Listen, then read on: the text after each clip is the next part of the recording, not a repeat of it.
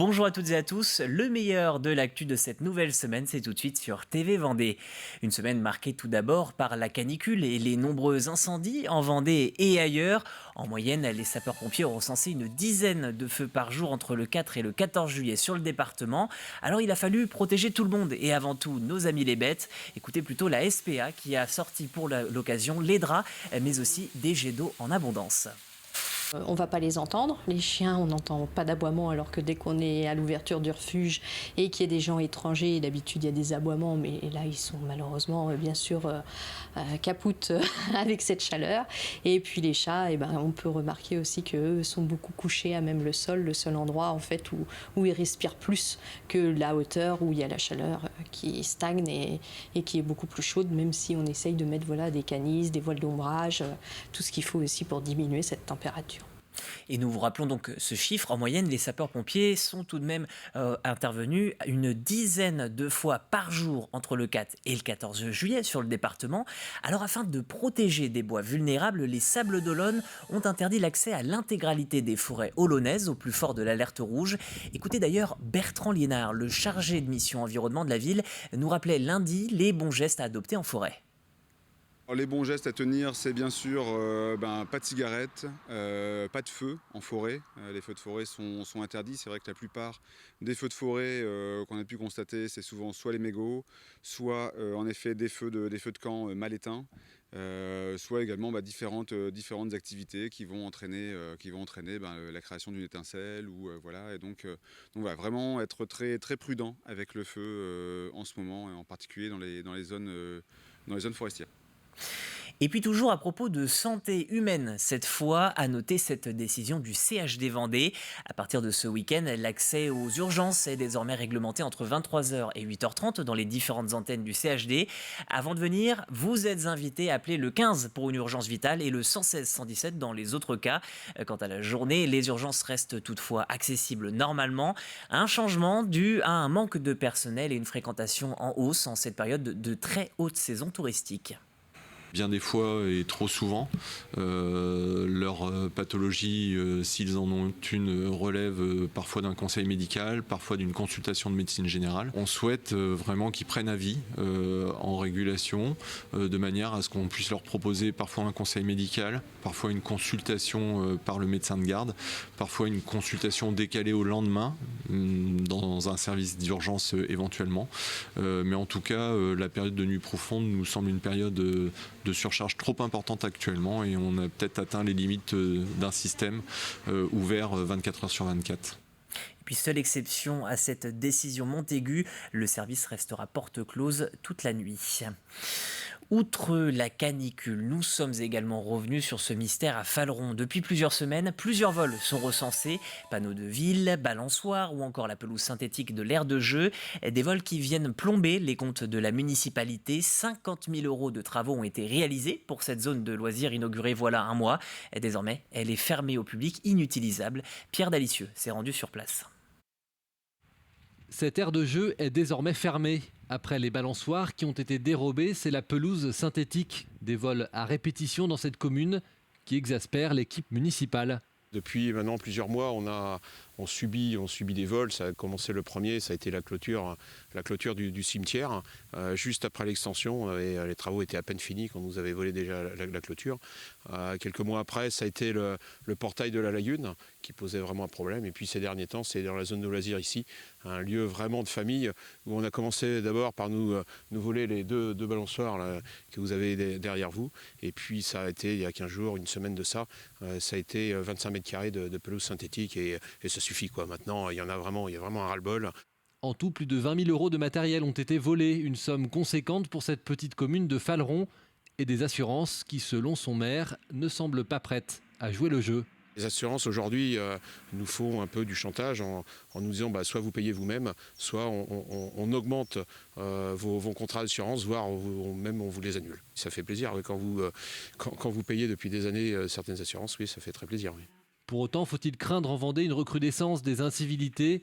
Pour la présidente de l'association des maires du département, il semblerait que non, et le tissu rural des communes vendéennes y serait pour quelque chose. La Vendée fait la course en tête pour beaucoup de choses, mais en termes d'incivilité, même si nous les voyons encore sur nos communes, je pense que la Vendée n'est pas la première en incivilité. Et bien heureusement, nous avons un tissu rural, un tissu mi-urbain qui fait qu'en effet, on a des incivilités qui régulièrement, mais qu'on gère aussi régulièrement. Pas plus de vols donc, mais les maires vendéens, comme partout en France, constatent une augmentation des agressions verbales ou même physiques à leur encontre. Un phénomène amplifié avec la crise sanitaire. En économie, vous pouvez réserver votre jeudi 6 octobre. Le conseil départemental organise une soirée au siège du département pour détailler le projet de parc éolien offshore des îles-Dieu et de Noirmoutier.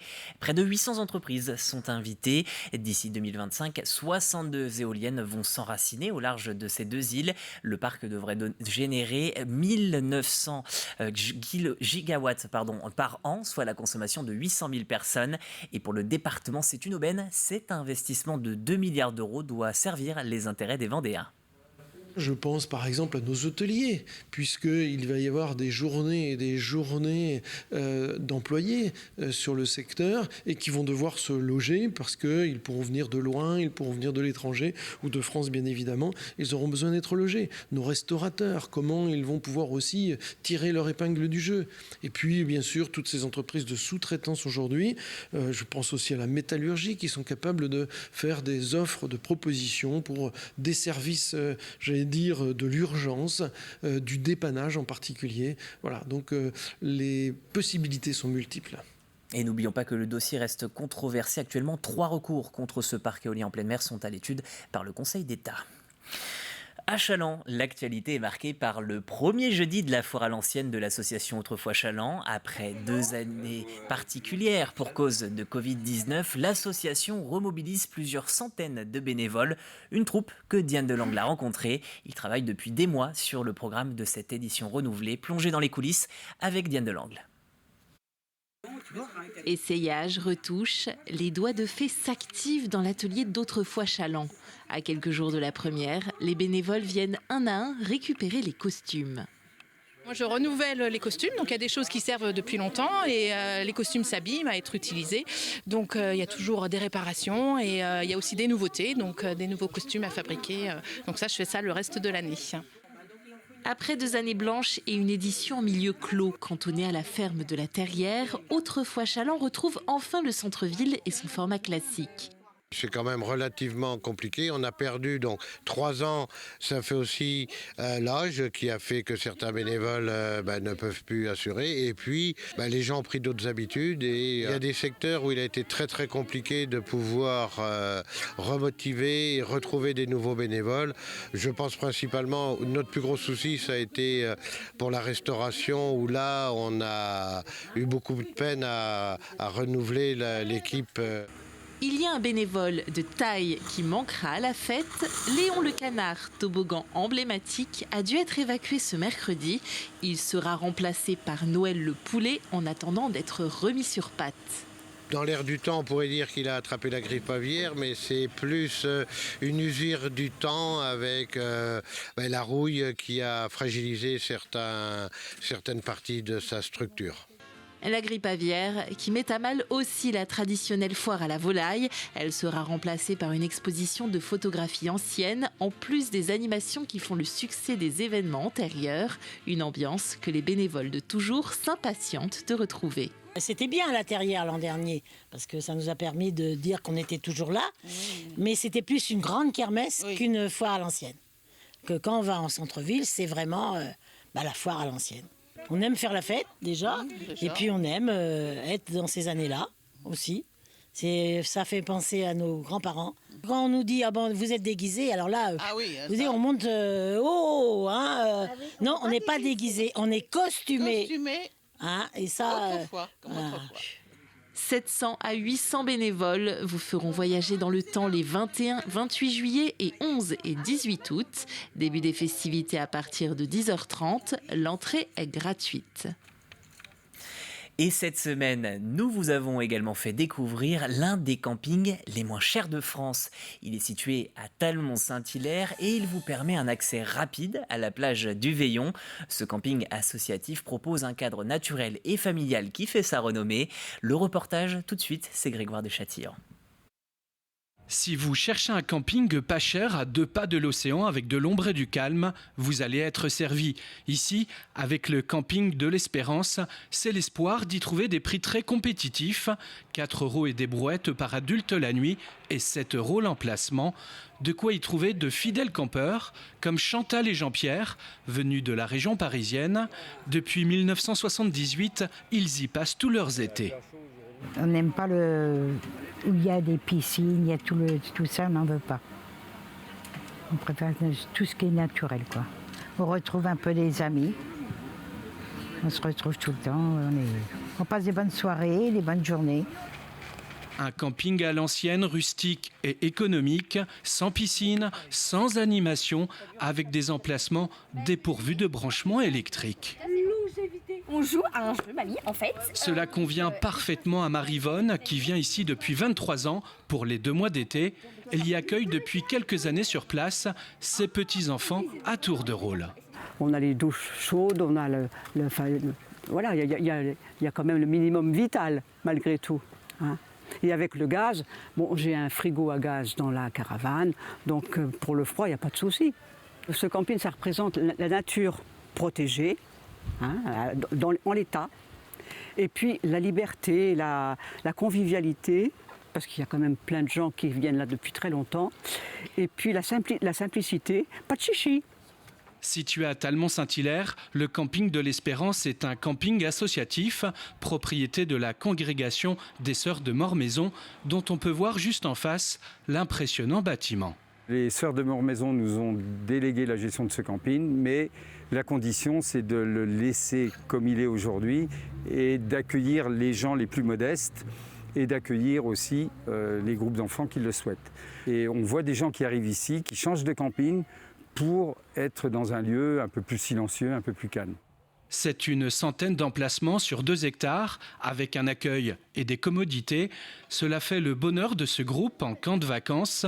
Idem pour ce couple de Hollandais, ainsi que ses 2 frères arrivés dans la journée. Cette famille de cyclistes, elle, vient de débarquer.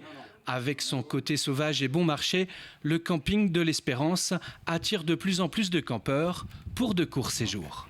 À notre premier jour.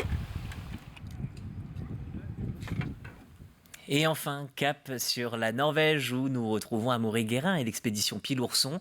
Le navigateur a fini sa phase en solitaire. En ce moment, se relaie sa famille et ses amis, une scientifique qui va prochainement les rejoindre.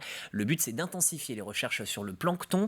Le jeune homme participe à une campagne d'océanographie citoyenne pour en apprendre plus sur le plancton donc. Quand je suis arrivé au nord du cercle polaire, aux îles Lofoten, je suis arrivé à la première île, donc une toute petite île complètement isolée au milieu de la mer, où il y a quelques centaines d'habitants. Et je pensais être complètement seul. Il y avait un petit ponton dans le port, donc je me suis amarré là. C'est un petit port de pêche à la morue, vraiment minuscule. Et quand je me suis amarré, en fait, il y a des locaux qui sont venus me voir, qui m'ont demandé « Amaury, c'est toi ?» Et en fait, il y avait mon équipe à terre qui avait envoyé des messages sur cette île-là pour dire « Ah bah il arrive ce jour-là, venez l'accueillir, il sera content de vous voir » et tout ça. Et donc à mon arrivée sur l'île, alors que je m'attendais à arriver tout seul sur le ponton et puis à dormir direct, et il y a des locaux qui m'ont accueilli, qui m'ont emmené chez eux pour m'offrir un bon repas, une douche, des choses comme ça. Donc c'est vraiment hyper sympa comme arrivée. J'ai toujours été bien accompagné, soit à distance, soit même du coup sur place, comme ça a été le cas avec les locaux de cette île-là. Amaury Guérin que nous retrouverons bien sûr et que nous continuerons de suivre au fil de ses aventures. Le Gilocrucien poursuit son aventure au large pour encore quelques semaines par ailleurs et puis il reviendra tranquillement en France. Retour à bon port, on lui souhaite et on l'espère, prévu début septembre prochain. C'est la fin de cet hebdo, je vous remercie de l'avoir suivi. Ainsi s'achève donc cet hebdo. Vous retrouvez bien sûr les journalistes et la rédaction et les JT dès lundi avec à 7h30 la matinale de Caroline Tronche et dès 12h30 vous retrouverez les JT avec Diane Delangle. Voilà pour l'hebdo, merci à tous et belle soirée à vous sur TV Vendée.